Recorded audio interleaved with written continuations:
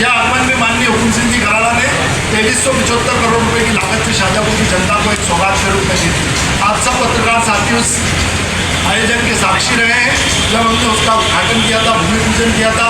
फिर हमने इंटरवेल का जो भूमि पूजन किया था माननीय मनोहर सिंह जी के मकान के वहाँ साइड में, उसका भी था। आज 3 साल पूरे होने वाले हैं दोस्त। राजनीति एक अलग विषय है। शाजापुर शहर अगर कंठ प्यासा है तो मैं समझता हूँ कि शाजापुर का जो चौथा स्तंभ पत्रकारिता जगत, उसको निश्चित तौर पर इस चीज़ को उठाना चाहिए कि शाजापुर का कंठ जब सूखा हुआ है तो उस कंठ को उतार करने की जवाबदारी शाजापुर नगर पालिका की है। और वो कहते हैं कि अमृत धारा जो प्रोजेक्ट है वो अमृत जल योजना, उसमें अमृत 2 में उनके पास पैसा है। लाइक कम से कम इस शाजापुर की जनता को इन 5 साल में एक तो सौगात दे दें हमें, जो शाजापुर की जनता को ये हो सके कि हम जल के मामले में आपको संपन्न कर दें। ये बहुत ज़रूरत है। मैं आप सब साथियों से निवेदन करता हूँ कि कम से कम शाजापुर की जनता के लिए यहाँ माँ नर्मदा का आगमन बहुत ज़रूरी है। अगर आज वो चालू हो जाता तो मैं समझता हूँ ये समस्या कहीं से कहीं तक नहीं होती।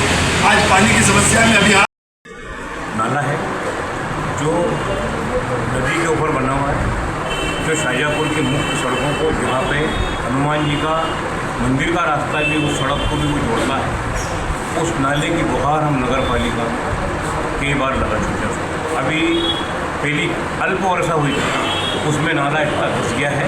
उसके लिए हमने नगर पालिका अध्यक्ष महोदय, CM साहब को सबको बताया, लेकिन उसकी सुनती कभी भी वो घटना का रूप लेगी। इतना भयंकर वो नाला गिर चुका है, जिसके आसपास नदी है, पूरी नदी के ऊपर नाला बना हुआ है।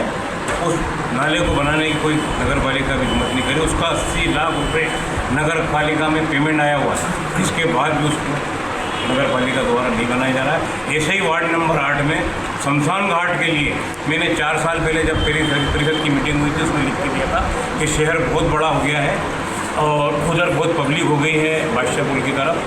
वहाँ ये हमारा शमशान घाट जो है रोड का बहुत दूर पड़ता है, उसको बनाने के लिए मैंने कभी से गुहार नगर पालिका में लगाई है।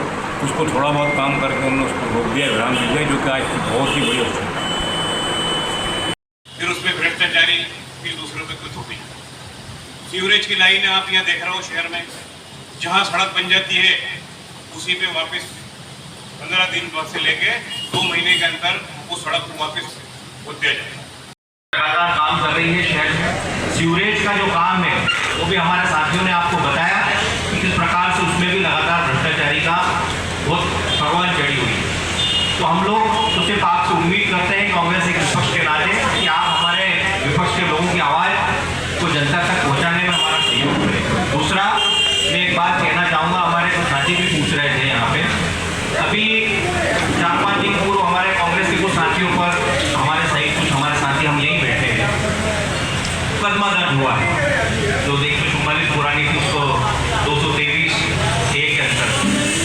मैं आपके माध्यम से प्रशासन को यह पूछना चाहता हूँ कि सब ठीक है, हमने 144 या 223(a) का भंग कर दिया। अभी भारतीय जनता पार्टी के नेताओं ने बहुत बड़ा जुलूस निकाला था यहाँ के वहाँ, और बस स्टैंड पे जाके राहुल गांधी जी का पुतला दहन करा। क्या भारतीय जनता पार्टी के नेताओं ने या प्रशासन ने उनको कोई परमिशन दी थी? क्या उस दिन राहुल गांधी जी नेता विपक्ष हैं, क्या वो कोई संवैधानिक पद पे नहीं है? क्या उसके लिए अलग से कानून बनेगा और मुख्यमंत्री और प्रधानमंत्री के अलग से देश में कानून होगा? यदि विपक्ष कोई काम करता है तो उस पर कानून की तहत कार्रवाई होगी, और सत्ता के लोगों को सब दूर खुली छूट दे रखी है। चारों तरफ वो जो चाहे वो करेंगे, चाहे जो उनका करना हो वो करेंगे। तो विपक्ष का काम है आवाज उठाने का, और निश्चय ही हम लोग आवाज उठा रहे हैं।